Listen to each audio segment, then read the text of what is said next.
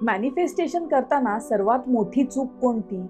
तुम्ही मॅनिफेस्टेशन करता पण रिझल्ट मिळतच नाही. विजन बोर्ड बनवला, ॲफर्मेशन म्हटलात, पण लाईफमध्ये काहीच बदल झाला नाही. कदाचित प्रॉब्लेम मॅनिफेस्टेशनमध्ये नाही, तर आपण करत असलेल्या एका मोठ्या चुकीमध्ये आहे. आज आपण बोलणार आहोत मॅनिफेस्टेशन खरंच कसं काम करतं, लोक कोणती सर्वात मोठी चूक करतात, ती चूक कशी टाळावी आणि सकाळची अशी एक हॅबिट जी मॅनिफेस्टेशनला सपोर्ट करते. माझं नाव आहे माधुरी बोंद्रे राहळकर. मी लाईफ कोच म्हणून काम करते, मनी माइंडसेट कोच म्हणून काम करते. मी तुमच्या आयुष्यात असलेल्या प्रॉब्लेम सॉल्व्ह करण्याकरता हेल्प करत असते. मॅनिफेस्टेशन म्हणजे नक्की काय? मॅनिफेस्टेशन म्हणजे फक्त विश करणं नाही. इट्स अबाउट क्लॅरिटी, बिलीफ आणि ॲक्शन. युनिवर्स अपॉर्च्युनिटीज देऊ शकतं, पण ॲक्शन आपल्याला घ्यावी लागते. एक्झाम्पल, जॉब हवा आहे पण रेझ्यूम अपडेटच नाही आहे. हेल्दी बॉडी हवी आहे पण लाईफस्टाईल तशीच आहे. Manifestation without action is just imagination. Manifestation का काम करत नाही याची कॉमन रिझन्स आहेत.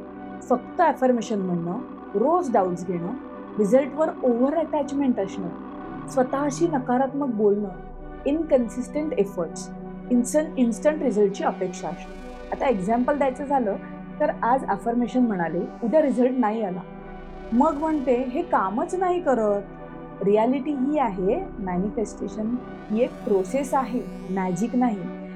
मग सर्वात मोठी चूक कोणती? तरी ही एक मोठी चूक टाळा.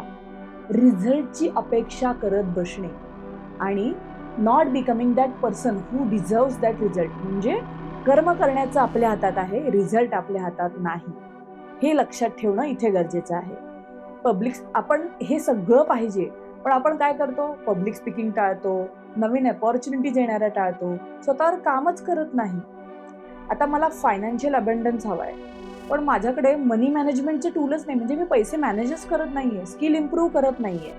मग कसा रिझल्ट येणार? सो आपल्याला सगळ्यात आधी आपली आयडेंटिटी शिफ्ट करणं गरजेचं असतं. रिझल्ट त्याच्या नंतर येतो.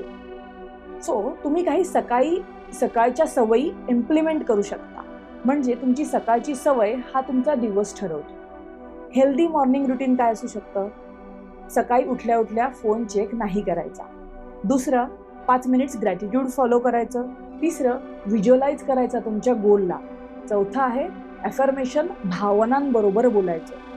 3 महत्त्वाच्या प्रायोरिटी लिहायच्या दिवसाभरातल्या आणि छोटी ॲक्शन घ्यायची गोल संदर्भातली. So manifestation becomes powerful when visualisation is followed by action. तुम्ही ॲक्शन घेतली तरच ते पॉवरफुल असतं. So practical method of manifestation म्हणजे काय आहे?